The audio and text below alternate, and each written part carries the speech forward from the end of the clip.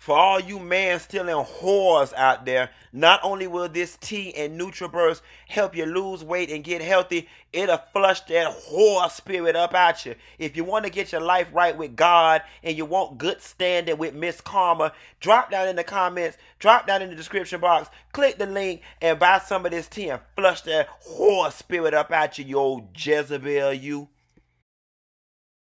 So I know by now many of y'all have seen the picture floating around on the internet of the young man graduating, wearing his graduation hat, pink suit, high heels, and his Alpha Phi Alpha Fraternity Incorporated sash.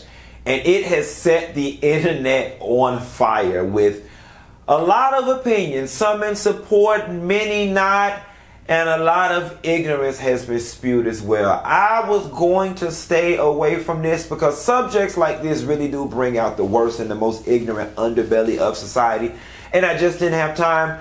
But I figured, being a member of Alpha Phi Alpha Fraternity Incorporated myself, also being someone who has strutted wigs, makeup, high heels, dresses, and has played with gender, and bent gender norms, that I would have something of value to add to this conversation. Y'all want to talk about it? Here it go.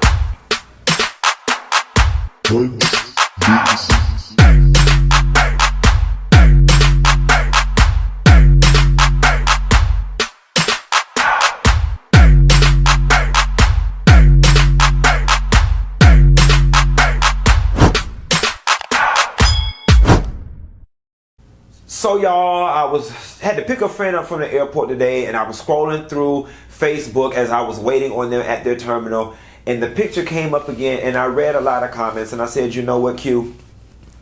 You can't let this opportunity pass you by without offering something to this conversation.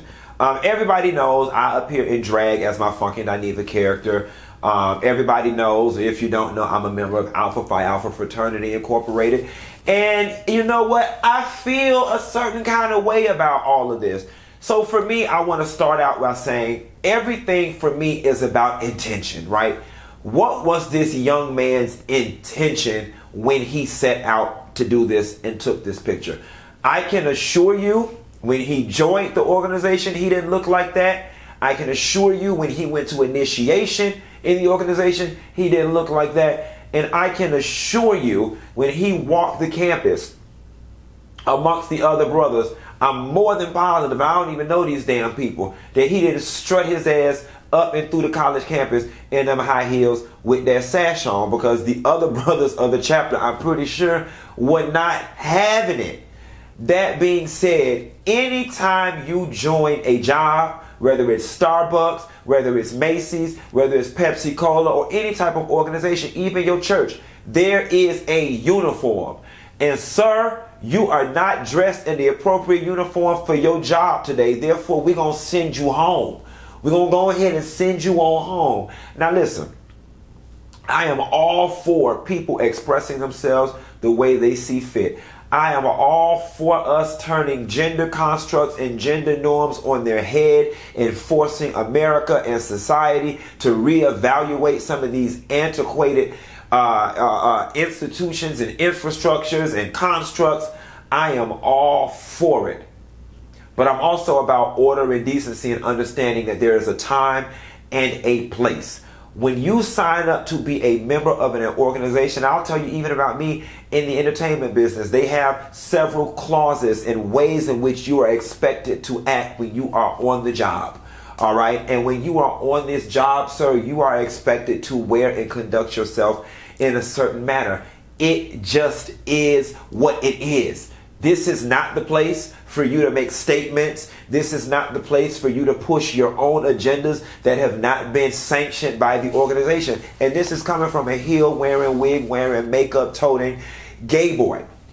When you signed up to be in these people's stuff, you signed up for what it was: good, bad, and indifferent. You can't get in these people's stuff because, see, in short, you bamboozled these people. Because if you knew that's what all you had going on and that was not in line with the organization, you came in and presented one way and tricked these people to get in, and then now you saying, "Ha-da! look at this big reveal. That's not right.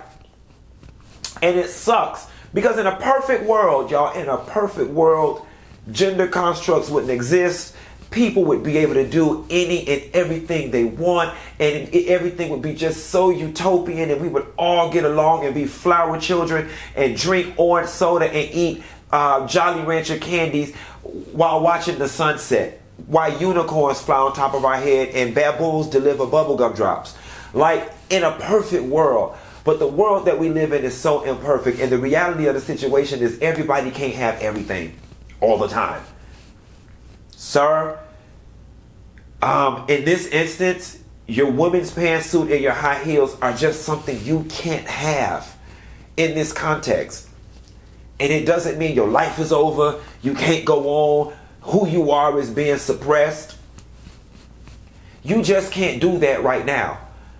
I wear my heels. I appear on television in my heels, in my makeup, in my dresses, and I wish a member of Alpha Phi Alpha Fraternity Incorporated would ever fix their goddamn mouth to say a motherfucking thing to me about anything I goddamn do. When it comes to the way I express my gender, when it comes to the way I perform, when it comes to the way I live my life in relation to being a gay man, I wish a motherfucker would. But when I'm at them people's job, and I'm representing them people organization, then them people have a right to say, this is the standard, this is what we expect, this is how it's going to be, this is how it's supposed to be. And if you can't abide by this, which are all things you knew before you signed up, by the way, then this is not the place for you. And I don't consider it discrimination. And I know a lot of y'all might have thought, oh, because I was gay, I'm going and trust me, I am the hugest gay activist. I am the hugest advocate of gay men being able to do whatever it is they see fit and exist in every space. And I do believe that this young man has the right to exist in the space of Alpha Phi Alpha Fraternity Incorporated, just as I do. But there is a certain level of respectability politics that goes along with it. And some people, you know, they toot their face up when it comes to respectability politics.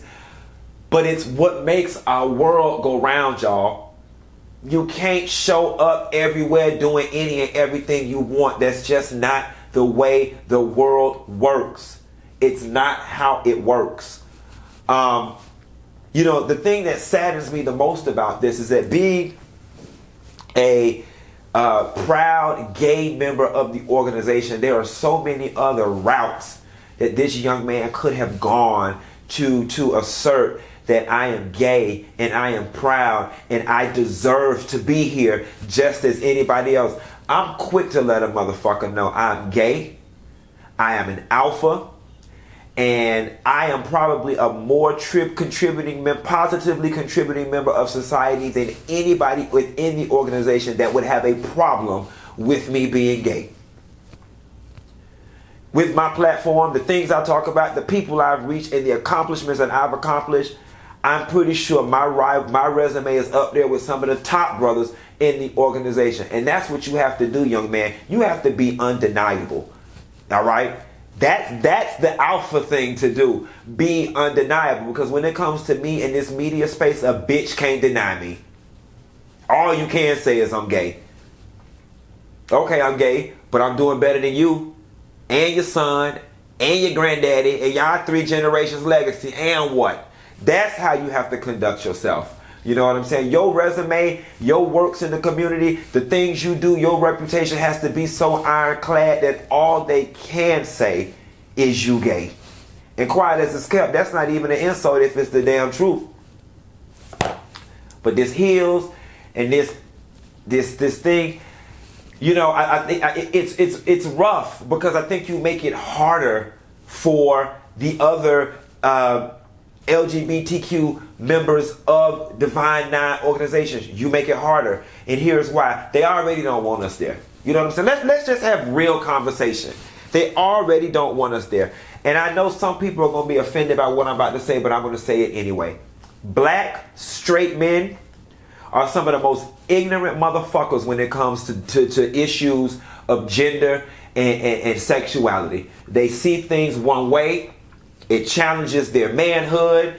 and so on and so forth. I have done countless videos about the fact that I tend to shy away from large droves of straight black men because they're not safe spaces for gay boys. The barbershop is not a safe space for a black gay boy. Big conventions of straight heterosexual men and all of their masculinity, some healthy and toxic, others toxic. It's not a safe space for black gay men. So when I enter spaces that are predominantly heterosexual and black and male, there is a certain anxiety that I have walking into that space, but there's also a certain mental preparedness I have to do to be in this space. And there's a certain way I have to carry myself in this space in order to remain emotionally sound. And you kind of put us all at jeopardy with this. Because of their lack of understanding, because of their reluctance to understand, because they already don't want us here in this space, because they already think it's the invasion of the sissies. They think all these things.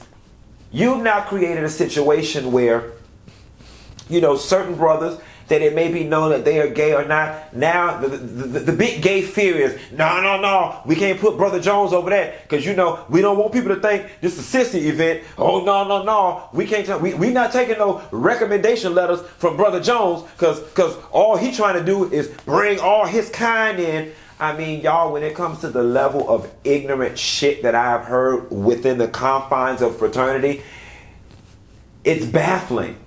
But then there's still those of us who find a way to navigate it and gain some respect and be represented and be proud. And then you do things like this and you help dismantle all of it.